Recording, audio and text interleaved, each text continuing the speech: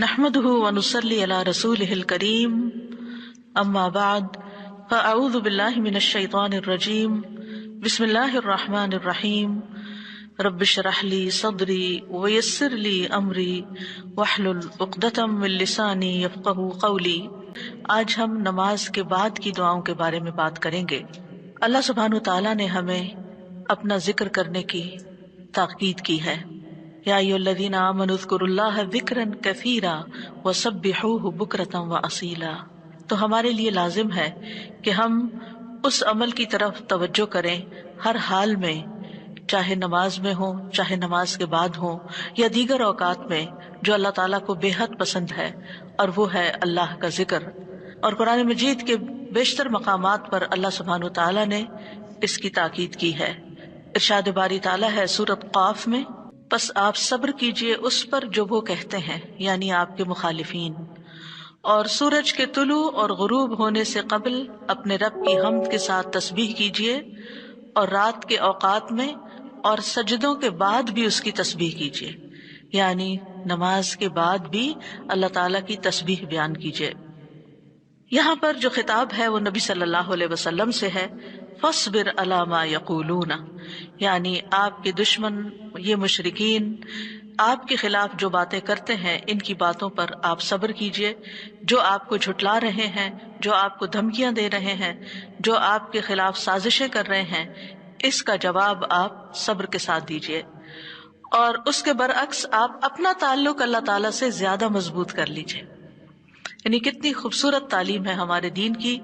کہ جب لوگ مخالفت کریں تو بجائے اس کے کہ ان سے الجھنا شروع کر دیں اور ان کی باتوں کا جواب دینے لگیں اور خود کو ڈیفینڈ کرنا شروع کر دیں، کرنے کا کام کیا ہے کہ ہم اللہ کی طرف توجہ کریں، رغبت کریں، دعا کریں، اللہ کی تسبیح بیان کریں، اس کی حمد بیان کریں۔ اسی لیے آگے فرمایا وَسَبِّحْ بِحَمْدِ رَبِّكَ،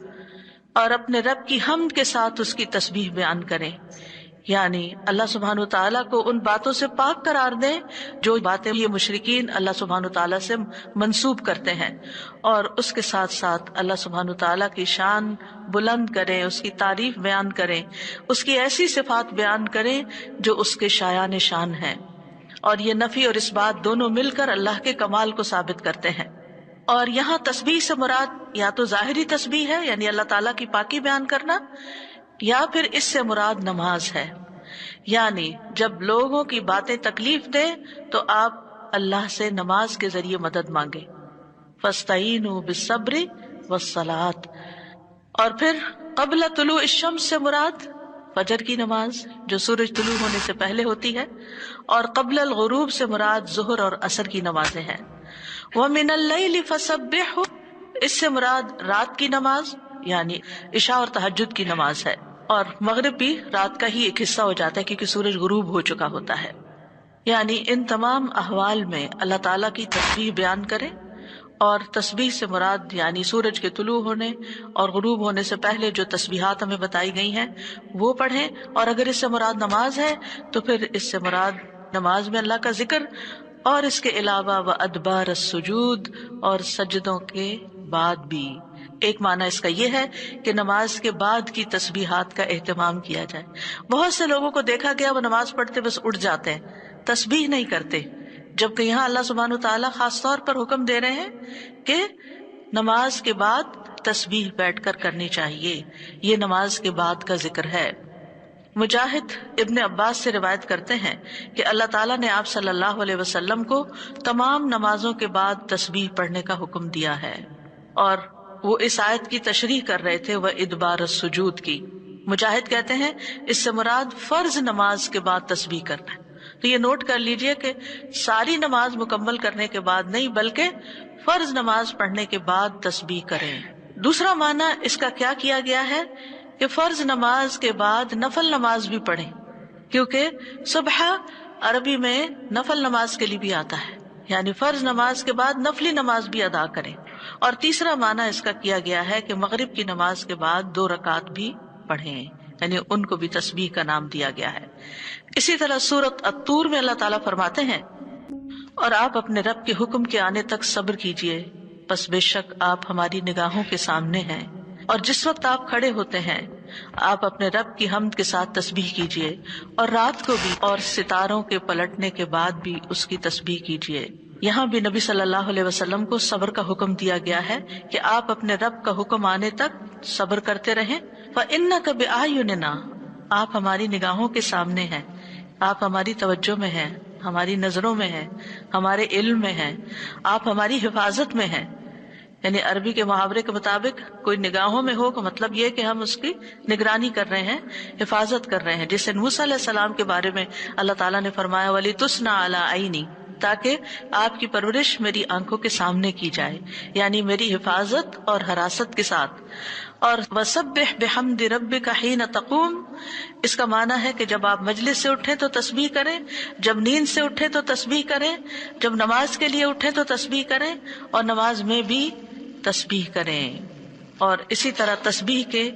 دو اور معنی بھی کیے گئے ہیں کہ رکوع اور سجدوں میں تسبیح کریں، اور پھر دعائے استفتاح میں تسبیح کریں، سبحانک اللہم و بحمدک، یہاں بھی تسبیح ہے۔ تو آپ دیکھ رہے ہیں کہ ہم دن میں کتنی بار اللہ سبحانہ وتعالیٰ کی تسبیح بیان کرتے ہیں۔ ومن اللیل فسبحوا، رات میں بھی تسبیح کریں، اور اس سے مراد رات کی نماز، رات کی تسبیح ہے۔ جیسے بیڈ پہ جاتے ہوئے تسبیحات فاطمہ نبی صلی اللہ علیہ وسلم نے حضرت فاطمہ کو سکھائی تھی تاکہ ان کی تھکاوٹ دور ہو جائے۔ نماز کے علاوہ بھی تسبیح کرتے رہنا چاہیے۔ ادبار النجوم کے بھی 3 معنی ہیں۔ ایک معنی کیا گیا ہے فجر سے پہلے کی 2 رکعتیں پڑھنا۔ نبی صلی اللہ علیہ وسلم یہ رکعتیں نہ سفر میں چھوڑتے تھے نہ گھر میں، کبھی بھی آپ نے یہ سنت نماز نہیں چھوڑی۔ اور پھر اسی طرح اس سے مراد فجر کی 2 رکعات بھی لی گئی، اور نماز کے بعد کی تسبیح بھی مراد ہے۔ ان دونوں آیات سے پتہ چلتا ہے کہ نماز کے بعد بھی ذکر کرنے کی اہمیت اور ضرورت ہے، جس سے بہت سے لوگ غافل ہوتے ہیں۔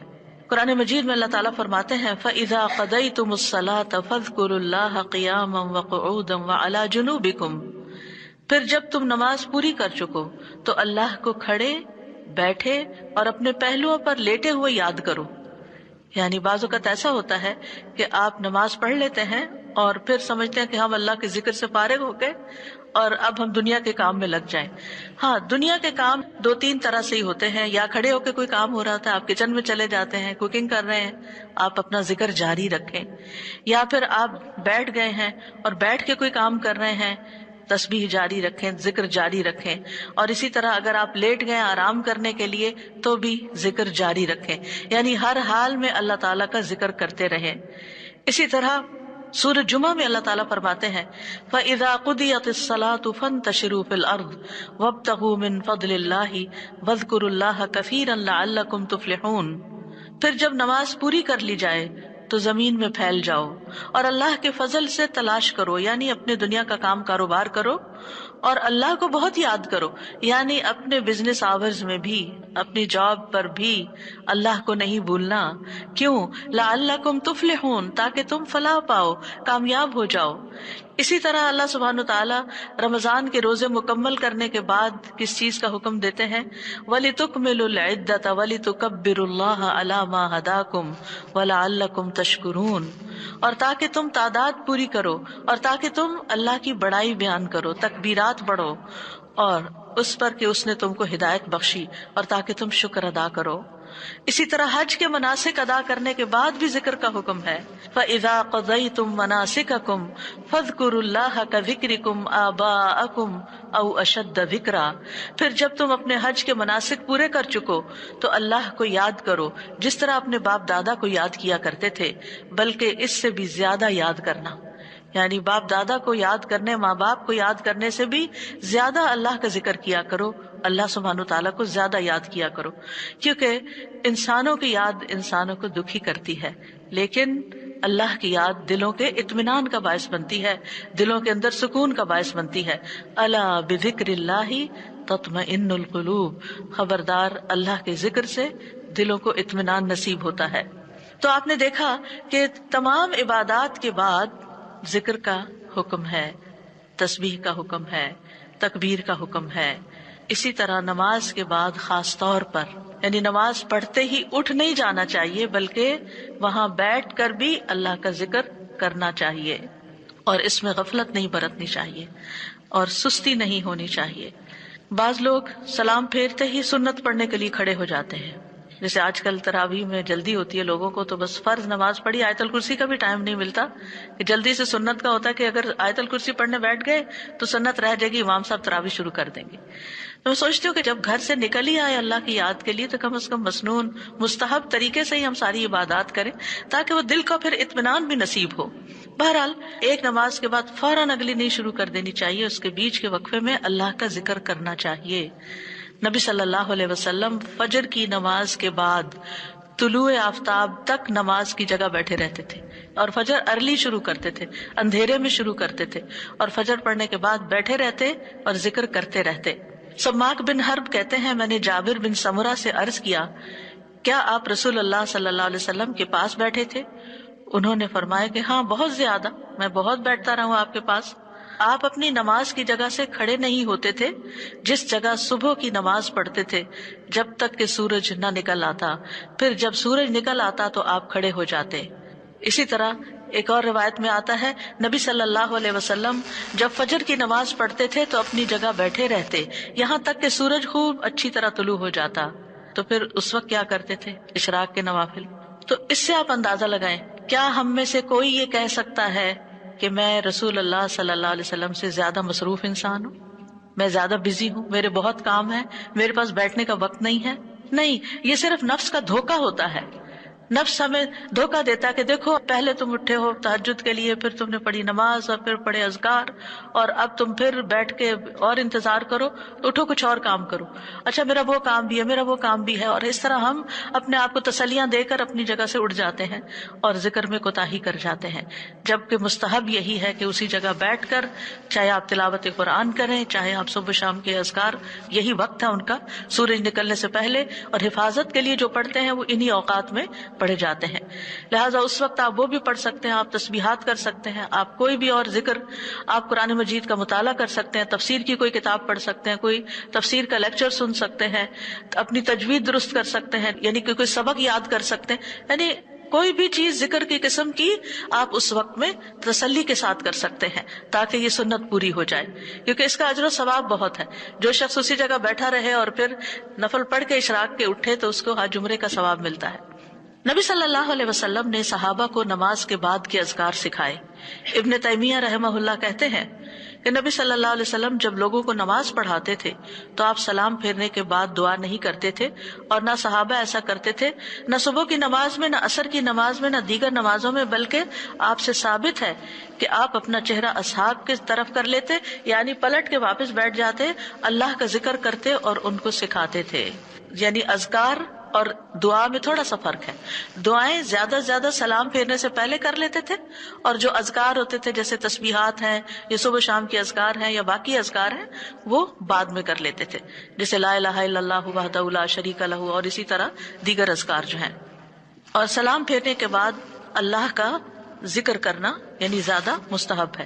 اگرچہ دعا بھی کر سکتے ہیں، یعنی منع نہیں ہے۔ بعض علماء یہ کہتے ہیں کہ نبی صلی اللہ علیہ وسلم نے جو دبر الصلاۃ کا لفظ استعمال کیا نماز کے پیچھے، تو اس سے مراد نماز کے بعد بھی ہے۔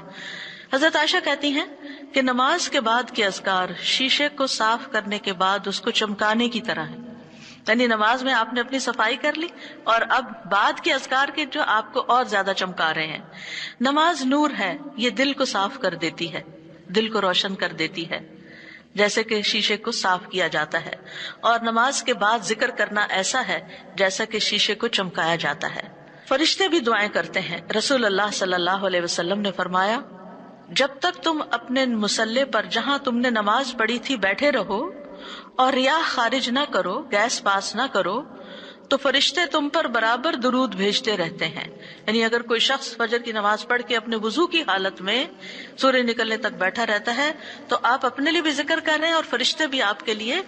دعائیں کر رہے ہیں۔ کیا دعا کرتے ہیں؟ اللہم اغفر لہ، اللہم ارحمہ، اے اللہ اس کی مغفرت فرما، اے اللہ اس پر رحم فرما۔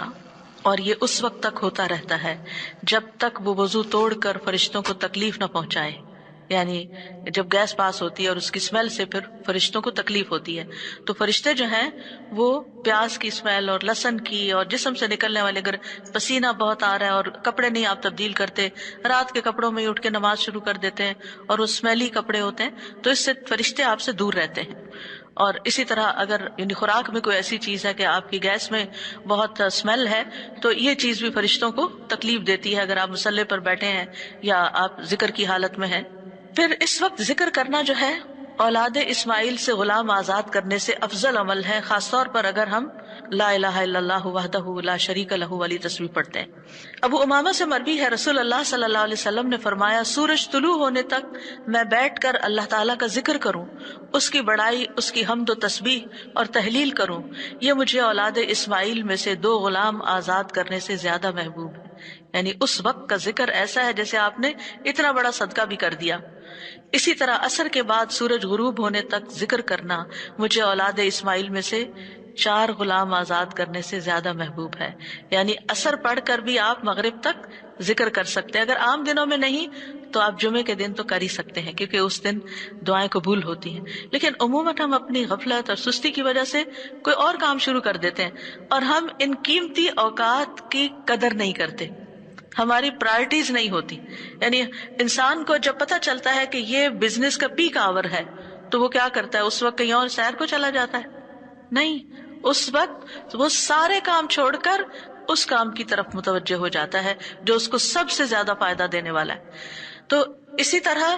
بعض سلف صالحین کہتے ہیں کہ ہم نے جمعے کے دن عصر کے بعد مغرب تک جو دعا کی ہماری قبول ہوئی، یعنی یہ قبولیت دعا کا خاص وقت ہوتا ہے۔ جیسے صبح کا وقت بکرتن نماز فجر سے لے کر سورج نکلنے تک کا ہے، بڑا ہی قیمتی وقت ہے ذکر اذکار کے لیے۔ اسی طرح عصر کی نماز سے لے کر مغرب تک کا وقت بھی بڑا ہی قیمتی ہے۔ تو اس میں آپ دیکھیے، خصوصاً آج کل آپ روزے سے ہیں، روزہ دار کی بھی دعا قبول ہوتی ہے، اور اس میں بھی امت کے نیک لوگوں کا طریقہ یہی رہا ہے کہ وہ روزہ کھلنے سے پہلے سارے کام چھوڑ دیتے تھے اور ذکر اذکار میں مصروف ہو جاتے تھے، دعائیں کرنے میں مصروف ہو جاتے تھے۔ تو آپ بھی اپنے لیے کچھ پلان اس طرح کریں کہ جمعے کا دن اور ہم کم از کم رمضان کا مہینہ عصر کا وقت جو ہے اس سے پہلے پہلے اپنے کام ختم کر کے مصلی پہ بیٹھے یا کرسی پہ بیٹھے، یا لیٹنا چاہتے تو لیٹ جائیں، کیونکہ پہلی آیت یہی بتائی گئی تھی نا کہ آپ کھڑے یا بیٹھے یا لیٹے ہر حال میں اللہ کا ذکر کر سکتے ہیں۔ الذین یذکرون اللہ قیاما وقعودا وعلی جنوبہم، وہ جو اللہ کا ذکر کرتے ہیں کھڑے، بیٹھے اور لیٹے، جس بھی پوزیشن میں آپ کرنا چاہیں آپ ذکر کر سکتے ہیں، اور اس میں تسبیح کیجئے، حمد و ثنا کیجئے اللہ تعالیٰ کی، اور دعائیں مانگیے۔ اور الحمدللہ ہمارے پاس کتابوں کی شکل میں دعاؤں کا اتنا پیارا ذخیرہ ہے، جو مسنون اوتھینٹک دعائیں قرآن و سنت سے ہم نے جمع کی ہیں۔ اگر زبانی یاد ہے تو بہت ہی اچھا کہ دل لگا کے زبانی پڑھے، اور اگر زبانی یاد نہیں تو ان کو کھول لیجئے اور پڑھنا شروع کر دیجئے، اور صرف پڑھتے نہ جائیں۔ اس وقت کوئی قرات کا وقت نہیں ہے، یہ مانگنے کا وقت ہے۔ دیکھ دیکھ کر اس طرح پڑھیں دعا کو جیسے آپ مانگ رہے ہیں اللہ تعالیٰ سے، تو انشاءاللہ آپ کے دین، دنیا، آخرت کے سارے مسائل حل ہوں گے اور ایک پرامن پرسکون زندگی بسر کریں گے اگر ان اوقات کی آپ قدر کر لیں۔ کیونکہ جو قبولیت کے اوقات ہیں ان کو گنوانا نہیں چاہیے، ان کو ہاتھ سے جانے نہیں دینا چاہیے۔ آپ صبح فجر کے وقت مثلاً اگر رمضان میں ہر روز 1 سپارہ پڑھتے ہیں، آدھا سپارہ فجر کے بعد پڑھ لیں، آدھا سپارہ عصر کے بعد پڑھ لیں، تو اس طرح بیلنس بھی ہو جائے گا، آپ کا دل نہیں گھبرائے، کیونکہ ہمارا نفس جو ہے نا وہ اتنا آزاد منشا کہ وہ کہیں ایک جگہ بیٹھنے کی قید قبول نہیں کرتا، وہ بار بار ہمیں کہتا ہے اچھا فون چیک کر لو، اچھا وہ کر لو، وہ کر لو، اور توجہ اور یکسوئی سے ہمیں ذکر اذکار نہیں کرنے دیتا۔ تو اس کو ٹیم کرنے میں، اس کو ڈسپلن کرنے میں وقت لگے گا، لیکن ونس ایک دفعہ آپ عادی ہو گئے، آپ نے اس گھوڑے کو قابو کر لیا، آپ نے اس کو بٹھا لیا، جیسے بچے کو بٹھانے میں مشکل ہوتی ہے لیکن جب بیٹھ جاتے ہیں بیٹھ جاتے ہیں، تو پھر انشاءاللہ آپ دیکھیں گے کہ آپ کے لیے یہ گھڑیاں بڑی پر لذت ہو جائیں گی، آپ ان گھڑیوں کو انجوائے کریں گے، آپ کا اور زیادہ دل چاہے گا کہ کاش یہ اور لمبی ہو جائیں۔ اچھا روزہ کھل گیا، اوہ ابھی تو میرا یہ بھی اور یہ بھی ٹارگٹ پورا نہیں ہوا۔ پھر اسی طرح یہ ہے کہ رسول اللہ صلی اللہ علیہ وسلم نے فرمایا، جو شخص فجر کی نماز جماعت کے ساتھ پڑھنے کے بعد بیٹھ کر اللہ کا ذکر کرتا رہے یہاں تک کہ سورج نکل آئے، پھر 2 رکعتیں پڑھے، اس کے لیے 1 حج اور عمرے کا ثواب ہے۔ انس فرماتے ہیں پھر رسول اللہ صلی اللہ علیہ وسلم نے 3 بار فرمایا، پورا پورا پورا، یعنی پورا ثواب حج عمرے کا، پورا ثواب حج عمرے کا، پورا ثواب. یعنی آپ سوچئے کہ حج عمرہ کرنا کوئی آسان کام ہے؟ مشکل کام ہے جس میں مال بھی انوالو ہے، آپ کے ایفرٹ بھی، آپ کا گھر چھوڑنا بھی، سب کچھ. لیکن اگر آپ کو ایک مصلی پہ بیٹھ کے اتنا بڑا اجر و ثواب ملتا ہے تو اور کیا چاہیے. صرف بات ہے اپنے نفس کو منانے کی، اپنے دل کو اور اپنے آپ کو ڈسپلن کرنے کی. اور ایک دفعہ آپ نے شروع کر لیا، اور اگر نہیں ہو پا رہا تو اللہ سے دعا کریں کہ اللہ تعالیٰ توفیق دے دے، اللہ تعالیٰ آسان کر دے، تو انشاءاللہ آپ کے لیے آسانی بھی ہو جائے گی. پھر اسی طرح نبی صلی اللہ علیہ وسلم نے فرمایا، اللہ تعالیٰ فرماتا ہے کہ میں اپنے بندے کے ساتھ ہوتا ہوں جب وہ مجھے یاد کرتا ہے اور میری یاد میں اپنے ہونٹ ہلاتا ہے. اور ایسے لوگ جو ذکر میں آگے ہوتے ہیں وہ درجات میں بھی بہت آگے ہیں، سبقت لے جانے والے ہیں، فالسابقون السابقون ہیں. رسول اللہ صلی اللہ علیہ وسلم نے فرمایا مفردون سبقت لے گئے. صحابہ نے پوچھا یا رسول اللہ مفردون کون ہوتے ہیں؟ آپ صلی اللہ علیہ وسلم نے فرمایا جو اللہ کے ذکر میں مشغول رہتے ہیں، یعنی ہر وقت ان کا دھیان اپنے رب کی طرف ہوتا ہے، کیونکہ ذکر میں دل میں بھی یاد ذکر کہلاتا ہے، زبان سے کچھ بولنا بھی ذکر ہے، اور